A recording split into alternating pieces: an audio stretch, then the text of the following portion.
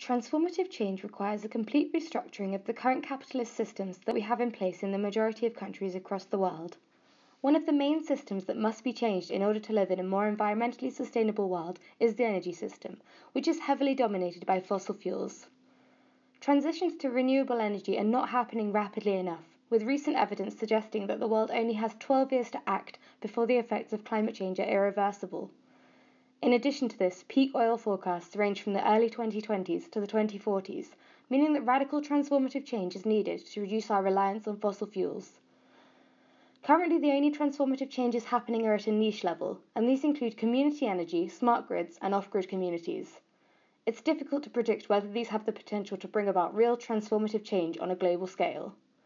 This video will explore current off-grid communities in an attempt to discover whether this radical and environmentally sustainable way of living could be achievable on a much larger scale.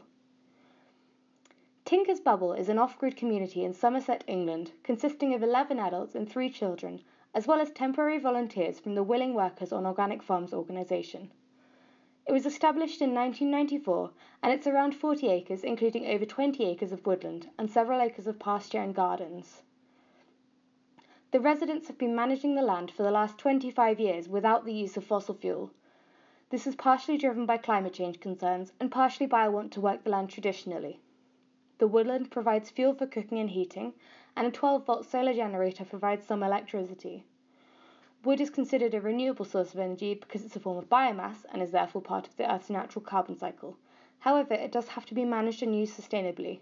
This means that the people of Tinker's Bubble often use other means to keep warm, including wearing thermal clothing and using the surrounding hills for exercise.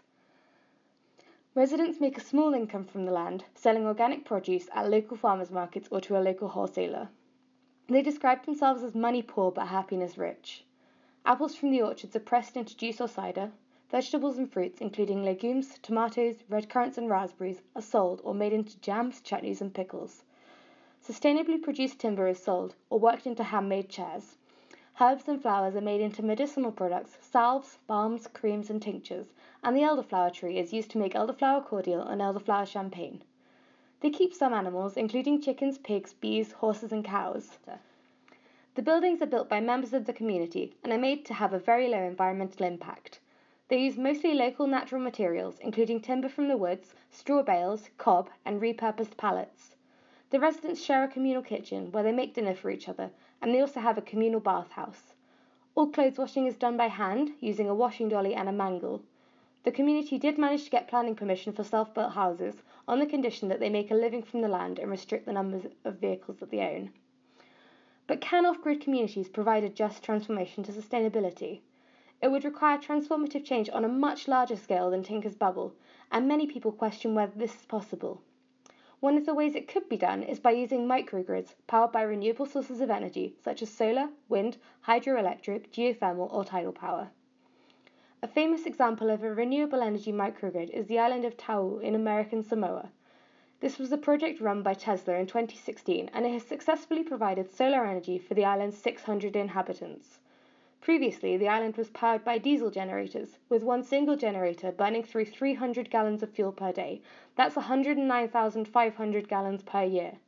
Now, the island has 1.4 megawatts of energy from 5,328 solar panels and 6 megawatt hours of storage in the form of 60 Tesla power packs, making it a reliable and stable source of power. This is one of the world's most advanced microgrids. 7 hours of sunlight can charge the power packs fully, and these can then power the entire island for 3 full days without sun. This means that Taʻu now has much higher energy security and no reliance on imported diesel. The island of Taʻu was Tesla's first microgrid project, and since then they have deployed 2 bigger systems in American Samoa on the main island. In 2017, Samoa as a whole was powered 48% by renewable energy and 52% by diesel. They are on track to be 100% renewable by 2025 at the latest, using a mix of solar, hydro and wind. By using renewable energy, Samoa will save millions of dollars each year. This case study shows how microgrids can be used as an alternative to the fossil fuel-dominated national grid, meaning that much larger off-grid communities are possible. Microgrid technology could be used to transform the entire energy system.